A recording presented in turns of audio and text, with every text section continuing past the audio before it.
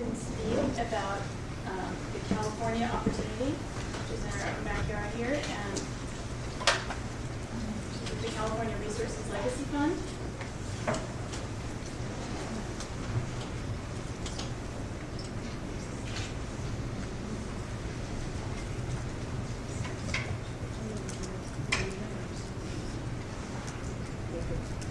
Good morning.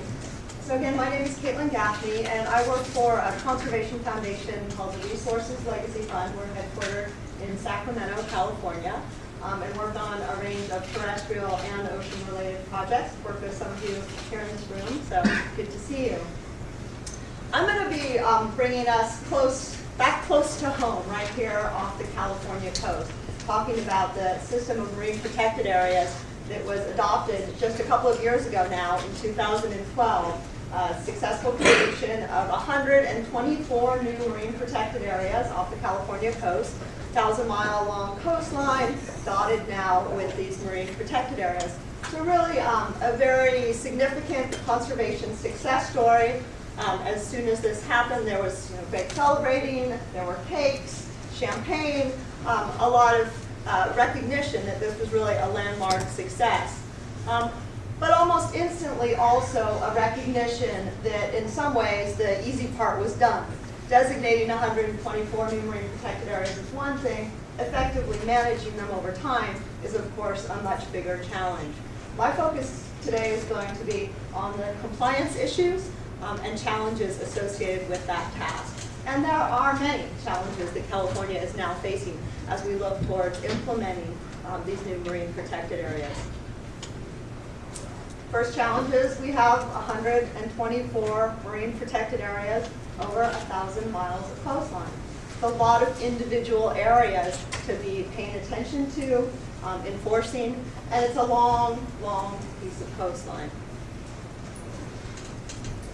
Also challenged by the fact that the marine protected areas have differing borders and boundaries and differing regulations. So this is one example of essentially a suite of small protected areas right off the Monterey Peninsula. This is Monterey and Pacific Grove here in California.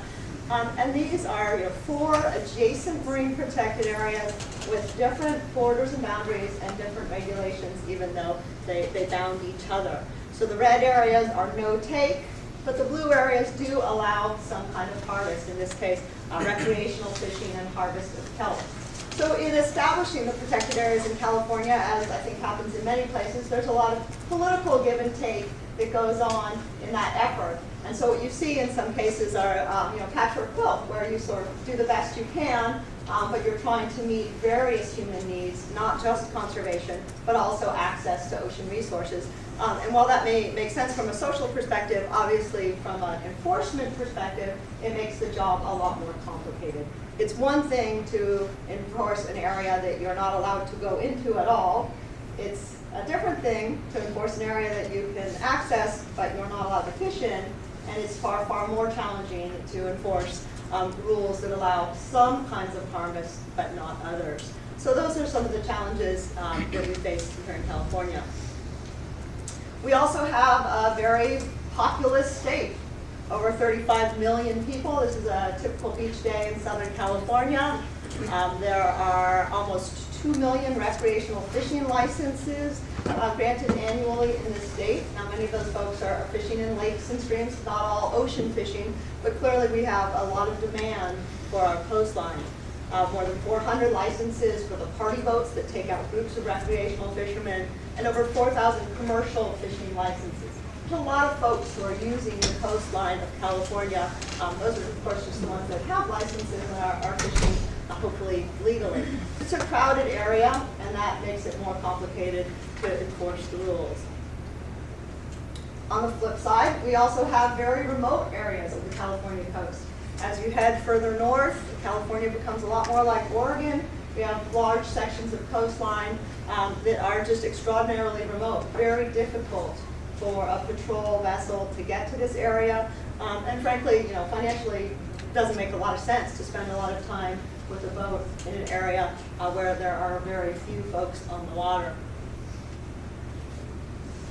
I don't think I need to say anything about this slide. How do you do surveillance in California is pretty typical coastal conditions. Very challenging if you're relying on a warden on a boat and line of sight. So over the last several years, since the marine protected areas started to go into effect in California, there's been a great deal of effort put into trying to improve compliance, really through outreach and education, the basics, putting signs up, getting materials on websites, producing fishing brochures and background information that go to fishermen and beachgoers, and really just letting folks know the rules have changed, here's what they are, please comply. So that's been really a tremendous focus of effort, and I think has been pretty successful. A lot has been accomplished in the last couple of years, although there's clearly a lot more to be done. There's also been a tremendous effort put into monitoring the new marine protected areas. And of course, a lot of that is biological monitoring, as we've just been hearing about, but also here in California, a focus on human use monitoring, something that hasn't gotten a lot of attention, I think, historically in many places. Really trying to understand how are people using these marine protected areas, both legally and potentially illegally. There's a program that's just gotten started over the last few years called MPA Watch, kind of a neighborhood watch program for California's ocean MPAs.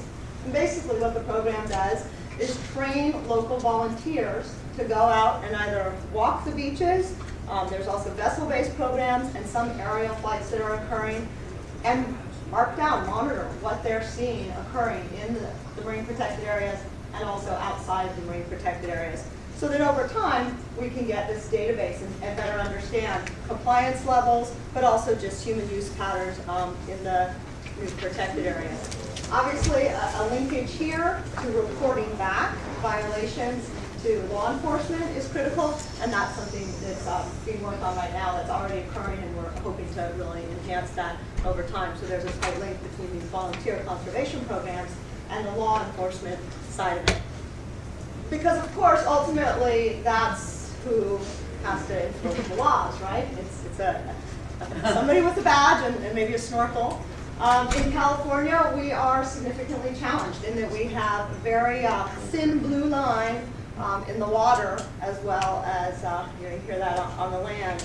We have less than 400 active wardens working land and sea to protect the natural resources of the state. It's a very, very sparse force, considering the size of our state, the size of the population of our state, and the diversity of the challenges that wildlife enforcement faces.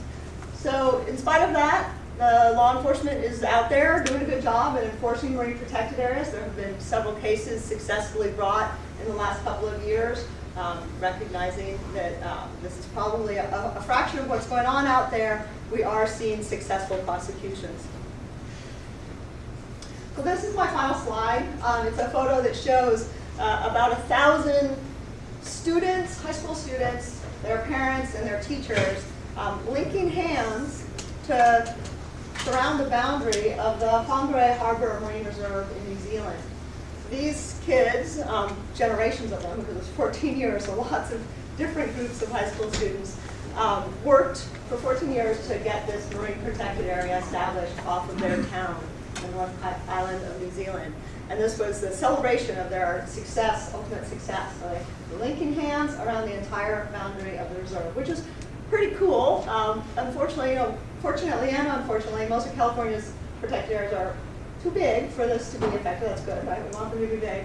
But this idea of sort of a human geofence is probably not a practical tool for us to ensure compliance. But I think the challenge we face is really trying to figure out how we can best deploy human resources and the technologies that we're talking about here today to do a better job of enforcing and ensuring compliance with marine protected areas. My focus is California, really interested in hearing more from all of you. I think there will be some great ideas that will come up over the next couple of days that will help us. We have a long way to go in California. We have our marine protected areas, and now the challenge is how do we make sure that they will work over time. Thank you.